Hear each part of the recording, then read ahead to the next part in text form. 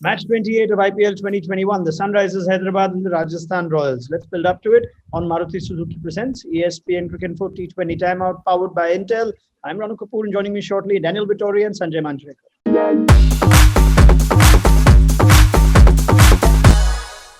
We call it people technology. Intel 入ってる。 Right, so this is a big first talking point now as we preview this game. It's the Sunrisers that will be led by Kane Williamson.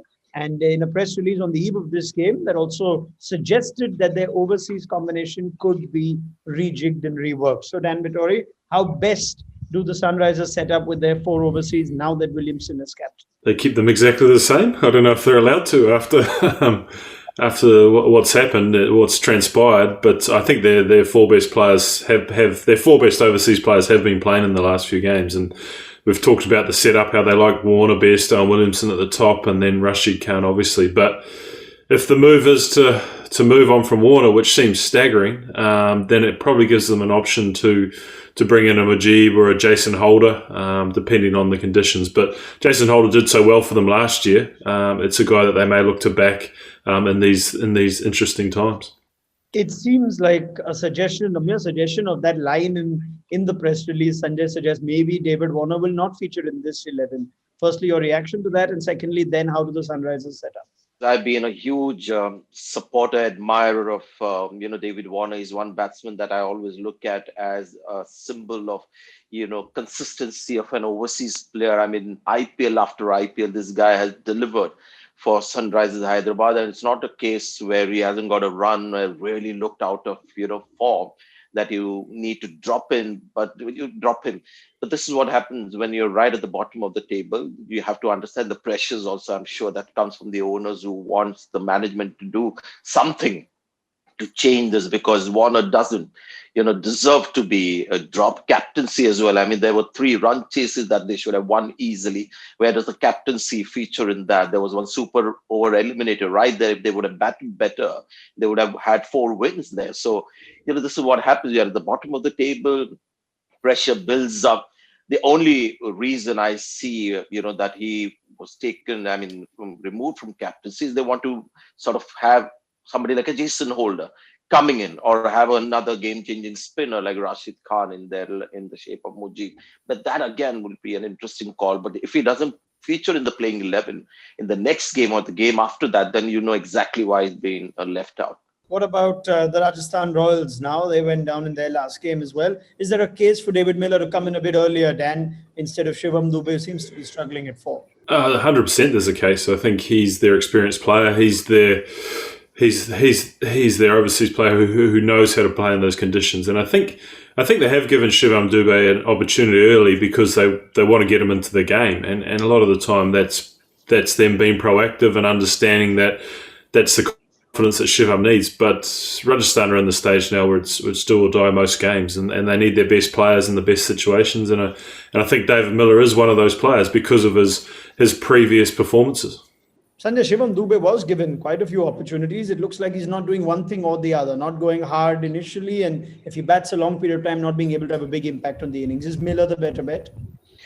The reason they could have sent him earlier than David Miller is number 4 is the time when, the spinners are generally bowling and they're taking the pace off. And maybe they felt that an Indian player like a Shivam Dube would handle that situation better than a South African David Miller. But, you've got to keep things simple. And when you look at the overall ability of the 2 batsmen, plus David Miller has had one innings that really got him going this IPL, he's got to be ahead of Shivam Dube at all times. Fair enough. Now, Rajasthan Royals went down against the Mumbai Indians last game, Sanjay. Could they bring in a little bit of X factor in their bowling? Could they bring in Karthik Tyagi and the extra pace he provides for you? I think they're okay on the pace front. In fact, that's one of the more encouraging developments from Rajasthan Royals. So, this pitch, I've not seen anything extra there to, get excited by having an extra seamer. Their problem is no real game changer with spin. Tewatia has been given that job, and, Gopal hasn't played. They've got Karyappa there as well as an option, and there's one more. Markande is another option. So if they can do something there in the spin department, but I don't think Tyagi will be a move that will really change too many things for Rajasthan Royals. Well, it seems like where leg spinners go to die at the moment.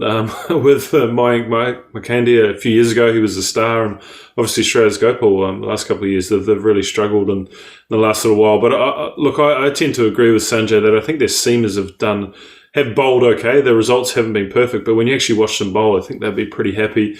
Probably the only disappointing bowler in that lot is Mustafiza, and they have no overseas players to replace him. So if they go down the route of 3 overseas players, then that's a possible opportunity for them. But I think Unakat's done a pretty good job. Sakaria has done it well as well. And I think Morris is obviously going to play no matter what. So that's their only position that they have. And finally, what about Sunrisers bowlers now? And they need to do more to back Rashid Khan up. Dan, just thoughts on that? In the absence of Bhuvaneshwar Kumar, anything that the Sunrisers can do differently? I think the personnel's there. I mean, I like Khalil Ahmed. I like the way he goes about things. He tries a lot. He doesn't stick to the same thing. You see him chop and change around the wicket.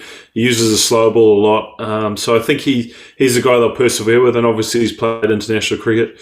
Siddharth Cole, I think, is a good bowler too. So they have their options there. Like we talked about before, whether it's the 4th overseas player comes in to replace Warner and then Holder comes in, and if Holder takes a new ball as well as being able to give them some options through the middle and possibly through the death, then that gives them that point of difference.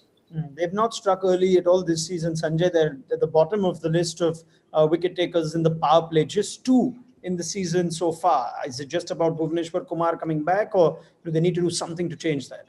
Well, Jason Holder is an option, but we talk about Jason Holder being somebody that they want to perhaps get into the team. But then when you drop somebody like a Warner, the batting issues will resurface. They can't get too carried away because Kane Williamson is fit. They still have batting issues, and David Warner is a big, he's a pillar of their batting. If they had the kind of depth that some of the other teams have, then that's fine. I don't think that is such an issue. In the first 6 or in the last 3-4 overs, we've seen fast bowlers getting hammered a lot in the death. How about somebody like a Rashid Khan to be used in the death, say, if not the 20th, the 19th over, something like that, just to change things up a bit. And if you have a champion bowler or batsman, sometimes they have to be taking these kind of responsibilities if there's a glaring, weakness somewhere else. So it's a thought that has been in my mind for a while. Rashid Khan, the use of Rashid Khan, just put him outside his comfort zone for a change so that the team can find another way of, just maybe getting better. All right, this was our preview to the game between Hyderabad and Rajasthan on Maruti Suzuki Presents ESPN Cricinfo T20 Timeout, powered by Intel. And of course, you can catch all the Vivo IPL live action and highlights on Disney Plus Hotstar.